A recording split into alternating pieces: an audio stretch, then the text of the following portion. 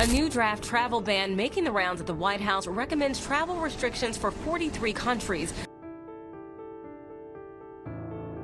Welcome back to our channel. Today, we're diving into a topic so controversial, so potentially volatile, that frankly, we had to double bag the legal team just to discuss it: 10 Asian countries Trump doesn't want in America. Look, we all know the former president had a complicated relationship with certain parts of the world. So, buckle up, because we're about to take a deep dive into the policies and pronouncements that shaped America's relationship with these 10 countries. And trust me, number 4 will definitely shock you. It's the kind of shocking that makes you spit out your drink, but then you realize you were drinking lukewarm tap water because your life is a constant state of low-grade disappointment.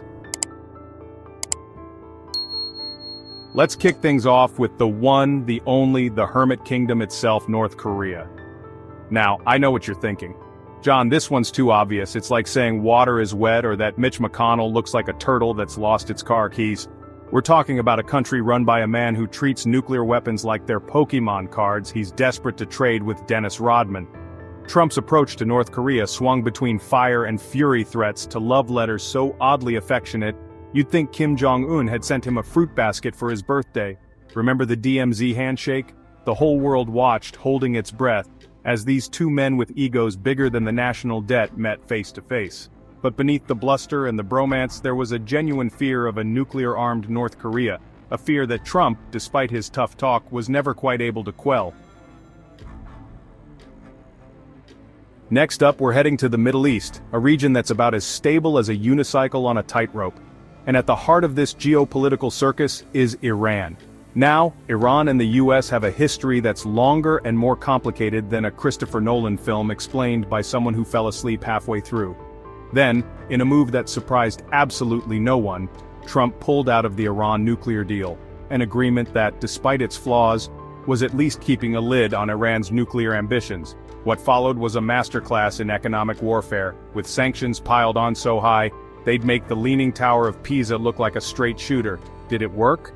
Well, the jury's still out on that one. But one thing's for sure, Trump's actions only served to further isolate Iran and ratchet up tensions in an already volatile region. Our next stop is Syria, a country that's been ravaged by civil war for over a decade.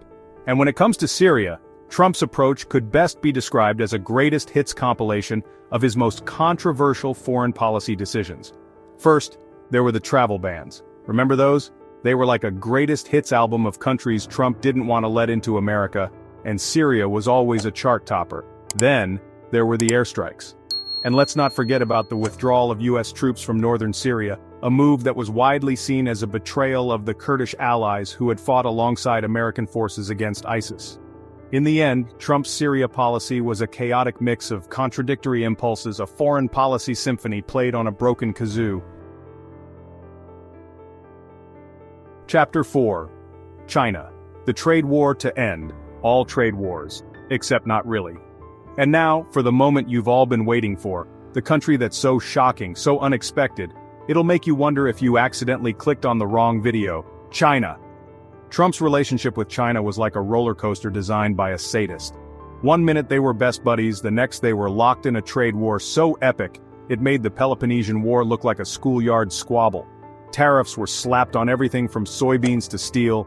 Negotiations went back and forth more times than a ping-pong match at the Olympics. In the end, the trade war didn't achieve much, except to hurt businesses and consumers on both sides. But it did succeed in one thing: cementing China as America's biggest geopolitical rival, a rivalry that continues to this day.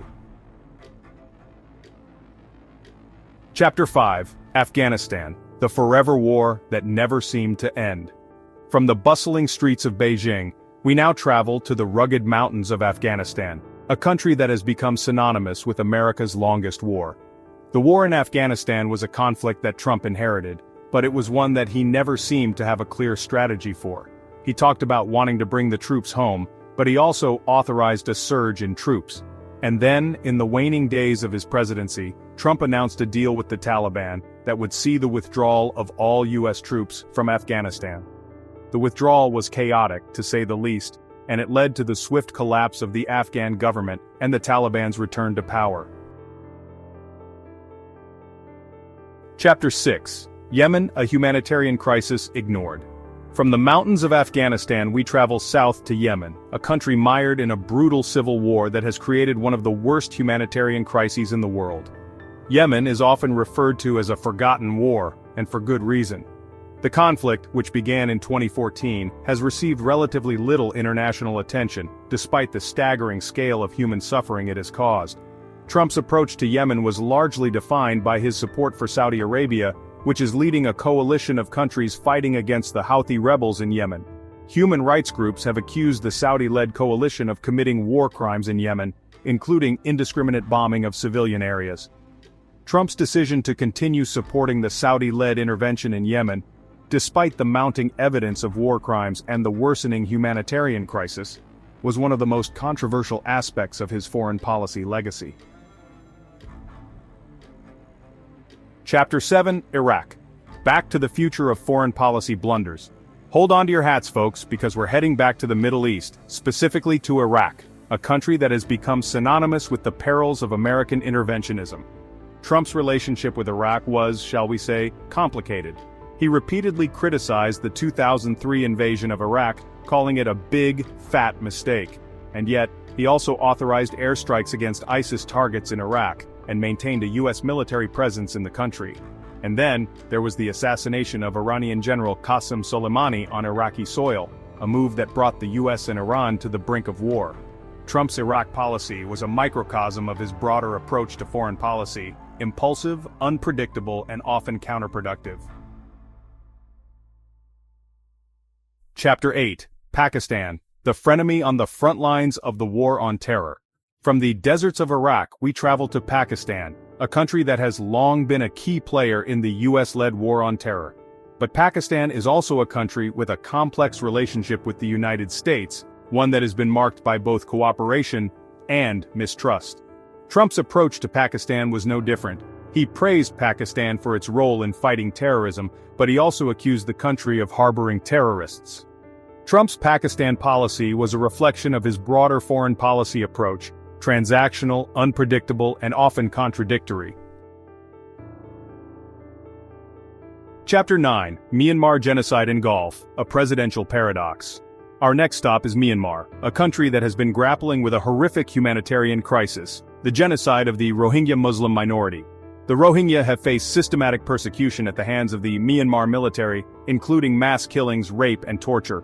Hundreds of thousands of Rohingya have been forced to flee their homes, seeking refuge in neighboring Bangladesh. And how did Trump respond to this crisis? Well, he initially condemned the violence, calling it terrible. But then he downplayed the severity of the situation, even suggesting that the Rohingya were partly to blame for the violence. Trump's response to the Rohingya crisis was a stain on his presidency. It was a failure of leadership, a failure of compassion, and a failure of basic human decency. Chapter 10. Vietnam trade tussles and visa troubles in the land of foe. And finally we arrive at our last stop, Vietnam, a country that has undergone a remarkable transformation in recent decades, from a war-torn nation to a burgeoning economic powerhouse. But Vietnam is also a country that has faced its share of challenges, including a one-party state, human rights abuses, and a growing trade deficit with the United States. Trump's approach to Vietnam was largely defined by his America First trade policy. He imposed tariffs on Vietnamese goods, accused Vietnam of currency manipulation, and pressured the country to buy more American products. Trump's Vietnam policy was a mixed bag. On the one hand, he did succeed in getting Vietnam to make some concessions on trade. On the other hand, his confrontational approach strained relations between the two countries and did little to address the underlying issues.